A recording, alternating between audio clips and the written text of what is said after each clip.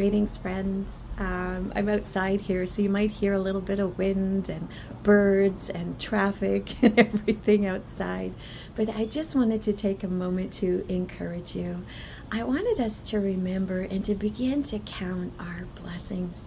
You know, every day God is at work in our lives. There's never a moment when God is not at work. Hallelujah. And so he's always about working things together for our good. He's always going to work in our hearts, in our lives. And there's so much to be thankful for. And so I want to encourage you today to take time to count your blessings, to take time to remember some of those things that he has done. You know, in the Old Testament, when we look in the life of the Israelites, we see God who actually encouraged his people to set up monuments to remember God and what he had done, and to mark those places where he moved in their lives. And so I want to encourage you, start a new tradition with your family and mark those places where God has moved in your life. You know, those times, those walls, you know, in Joshua, in the book of Joshua 4, we see that the Israelites, that God had brought them across the Jordan. He brought the walls of Jericho down in just a supernatural way. And I love that he caused the children to participate in that miracle. You'll have to go and read it for yourself. And he invited them to participate in that miracle that he was about to do. And I know, saints, that there are places in your life when God moved on your behalf. Perhaps your back was up against a wall and you didn't know how you were going to pay rent, or you didn't know how you were going to put food on the table. But God, he moved on your behalf. He sent someone with a blessing your way. You found money on the ground. You know, that reminds me, there was a time actually when, this is a true story for myself, when I was actually $20 short for my rent. If you can imagine, you think, it's $20, but I was $20 short and rent was due later that day. By the end of the day, I had to have my rent. And I remember that morning I prayed and I asked God, and what was so remarkable was that I went to work like I normally did. I got on a bus and I went to work, and as I was about, my stop was coming up, and I felt the Lord speak to my heart and tell me to get off the bus, and it was like one stop before my stop, and I'm like, but this isn't my stop. But I felt like the Lord was saying, get off the bus. So I pulled the ringer and got off the bus. And I'm like, okay, that's very strange. And I started to walk, and I felt something like I was almost tripped on something. I looked down, and not a word of a lie, there on the ground was a $20 bill. And I looked around because I'm like, okay, maybe somebody lost this. I need to give it to them. And there was no one in sight. There was absolutely no one in sight. And I picked up that bill and I began to thank God.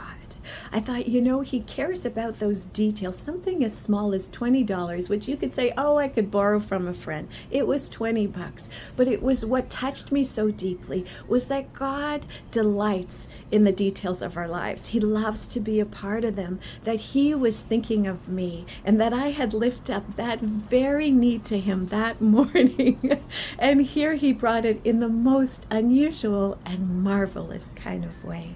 And so I just want to encourage you today. I know that God is at work in your life. And so I know that there are things that you could take time to thank him for. Thank him for the blessing. Thank him for what he's done in your life. And I want to encourage you to take it a step farther. You know, make a new tradition in your life where you mark those places, in your life where you say, God, if it wasn't for you, I couldn't have done this. This couldn't have happened. And that you mark it. So whether you take a pen and a paper and you write it down and you record the faithfulness of God in your life, put a date on it, say what the need was, you know, write down your prayer request. And then when it's answered, write down the answer, write down the date and when it came, and mark a place in your life that says, God, you are so faithful. God, you are so good. If it wasn't for your goodness, where would I be, oh Father? And so, saints, I want to encourage you, take time to remember today, whether you're in the mountains or whether you're in the valleys, take time to remember the faithfulness of God in your lives. Take time to count those blessings of God. I woke up this morning, I have breath in me, I have a life in me. And I am going to take this time to thank God. And so I want to encourage you, mark those times, mark those places. You know, they encourage our hearts when we can look back and say, you know what, I remember when you did this, oh God.